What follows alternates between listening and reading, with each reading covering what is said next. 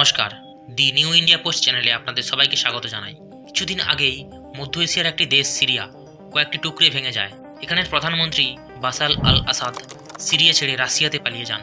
আর এসবের পিছনে ছিল একটি বিদ্রোহী গোষ্ঠী যাদের সমর্থন করেছিল আমেরিকা। এই বিদ্রোহী গোষ্ঠী এখন চীনকে হুঙ্কার দিয়েছে, যে অবস্থা তারা সিরিয়ার করেছে সেই অবস্থায় তারা চীনের করে ছাড়বে, অর্থাৎ চীনকে কতকগুলো টুকরে ভাগ করে দেবে।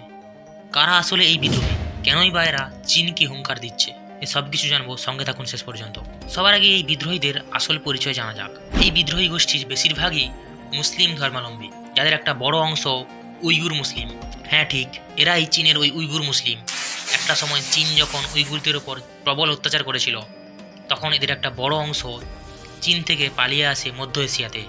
মধ্য এশিয়ায় এসে এদের মূল লক্ষ্য ছিল বিভিন্ন ধরনের অস্ত্র চালানো শেখা এবং বিদ্রোহী গোষ্ঠী তৈরি করা, ট্রেনিং নিয়ে চীনের বিরুদ্ধে যুদ্ধের জন্য প্রস্তুত হওয়া এবং চীনে ফিরে যাওয়া। এতদিনে সিরিয়ায় যুদ্ধ করে এদের প্রথম লক্ষ্য সম্পূর্ণ হয়েছে।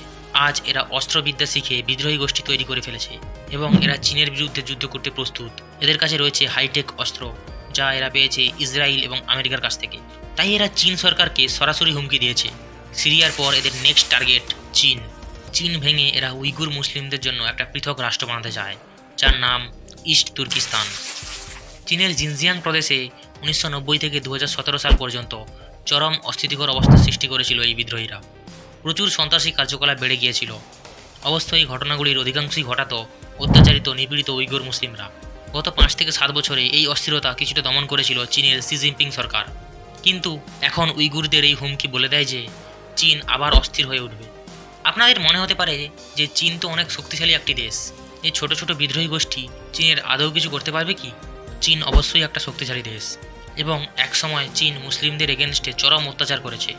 কয়েক হাজার মসজিদ ভেঙে দিয়েছে চীন সরকার। রিপোর্ট অনুযায়ী কয়েক জায়গায় মসজিদ ভেঙে পাবলিক টয়লেট বানিয়ে দিয়েছে চীন, শুধুমাত্র ধর্মীয় অনুভূতি আঘাত করার জন্য। যে কয়েকটা মসজিদ চীনে থেকে গেছে তাদের স্বাভাবিক আকৃতি পরিবর্তন করে দিয়েছে চীন সরকার।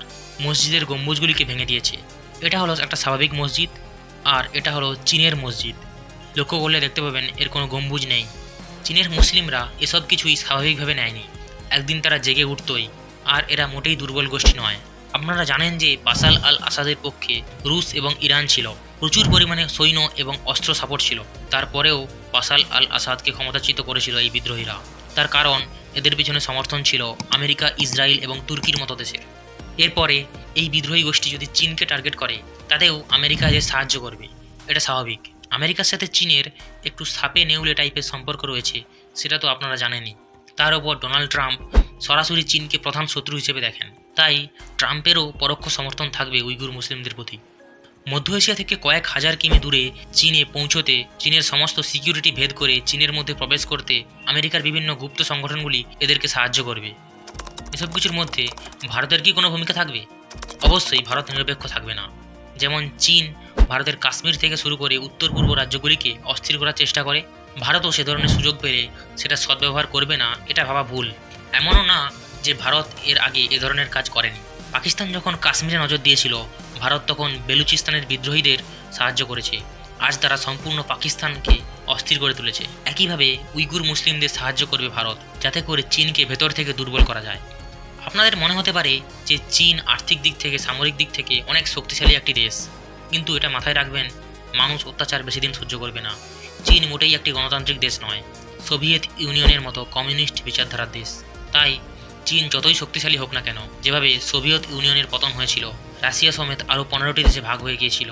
একটা সময় আমেরিকার বরাবরই করত Soviet union, military super power ছিল, কিন্তু তারপরেও তার পতন হয়েছিল।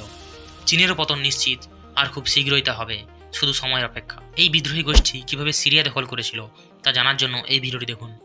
জয় হিন্দ, জয় ভারত।